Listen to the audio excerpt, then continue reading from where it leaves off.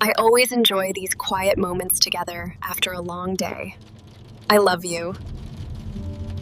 Masha had always believed that the city moved too fast for her. She was the kind of woman who noticed the way morning light fell through dusty office windows, who kept a small notebook in her coat pocket to write down phrases that sounded beautiful, who took the long route home just to walk past the old bookshop on Leninsky Prospect. She was not made for rushing. She was made for paying attention. She worked as a junior content editor at Zvezda Media, one of Moscow's mid-sized digital publications. It was not a glamorous job. She wrote captions, proofread articles, sat in meetings where nobody asked for her opinion. But she loved the work quietly, the way you love something that is not perfect but is yours.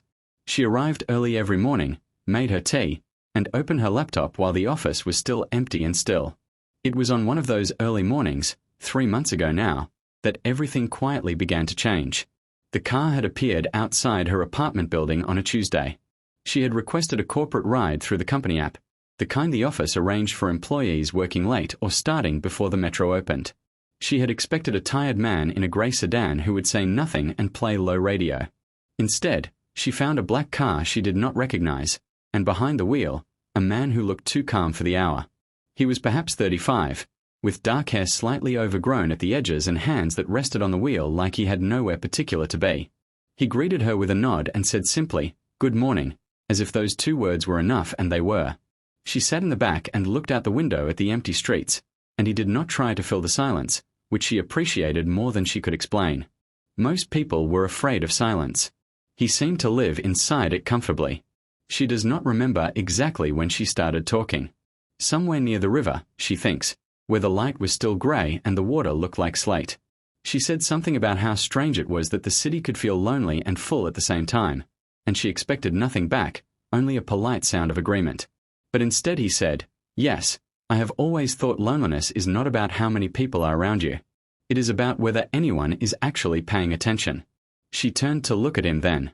His eyes stayed on the road, but the corner of his mouth moved slightly, the way someone's does when they have said something they mean. His name was Alexei. That was all she knew for the first few weeks.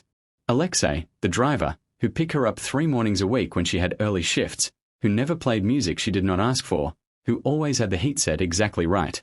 She began to look forward to those mornings in a way that embarrassed her when she examined it too closely. She told herself it was only because the conversations were interesting. That was all. And they were interesting. He knew things. Not in the way that people who have read a great deal know things, full of references and names, but in the quieter way, the way of someone who has watched carefully and thought slowly.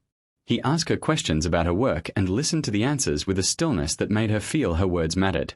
He told her, once, that language was the only technology that had never really been improved upon, only changed. She wrote that down in her notebook when she got to the office. She began to tell him small things. That she had always wanted to write longer pieces but never pitched them because she feared the editors would say no. That she sometimes felt invisible at work, not unkindly, just as if she were part of the furniture.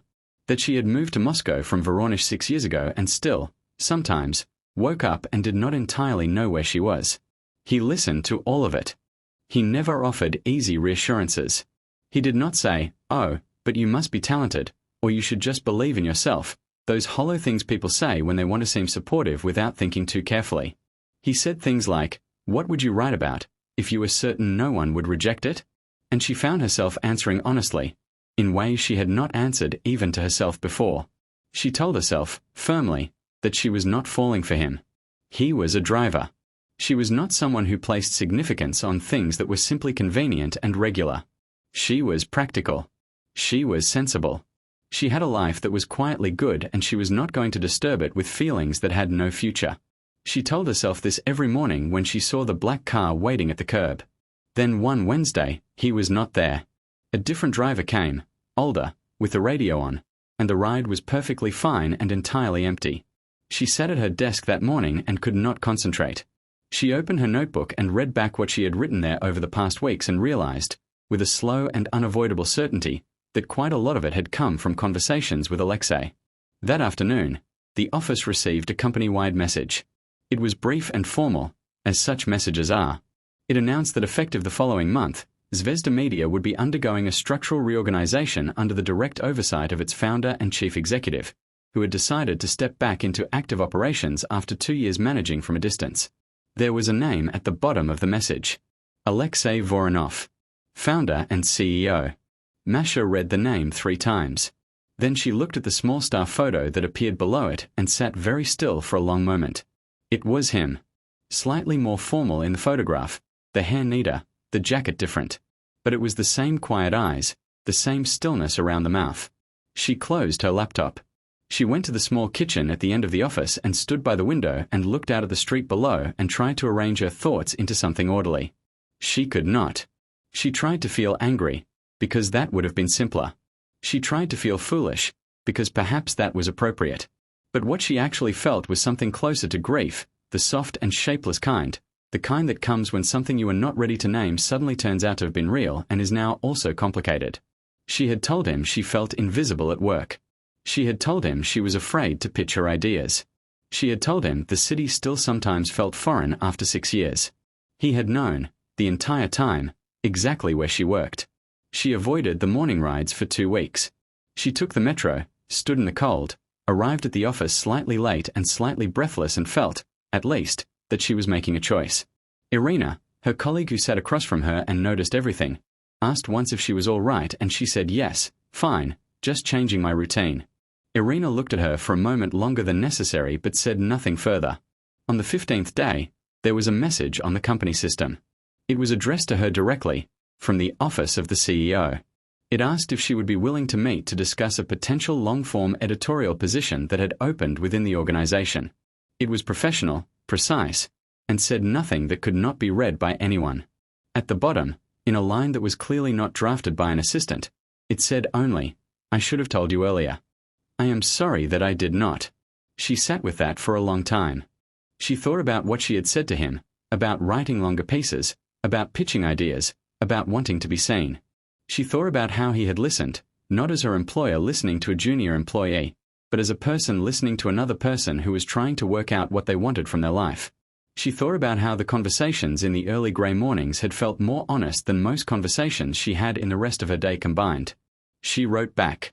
She said she would meet. She said she appreciated the apology. The meeting was in a small conference room rather than his main office, which she understood was a choice. He was already there when she arrived. No jacket, no performance of authority, just the same quality of attention she recognized. He thanked her for coming.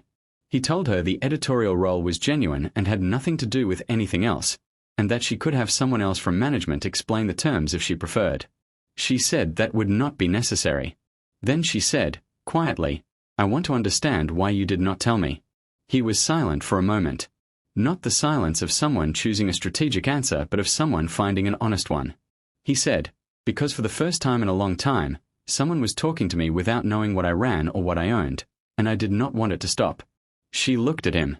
He said, "That is not an excuse. It was not fair to you. But it is the true reason." Outside the window, Moscow was moving at its usual speed, cars and cold air and the particular grey light of an afternoon in late autumn. She thought about the man in the bookshop on Leninsky Prospect who always said good morning as if he meant it, about the notebook in her coat pocket, about all the small things she paid attention to that no one else seemed to notice. She thought about how Alexei, whoever he was beneath the title and the company and the car, had paid attention too. She accepted the editorial role. She also, some weeks later, accepted the invitation to walk with him on a Sunday morning along the river where the light was pale and the city was quiet and there was no particular hurry to be anywhere at all. She did not write about it in her notebook. Some things, she had decided, were allowed to simply be lived.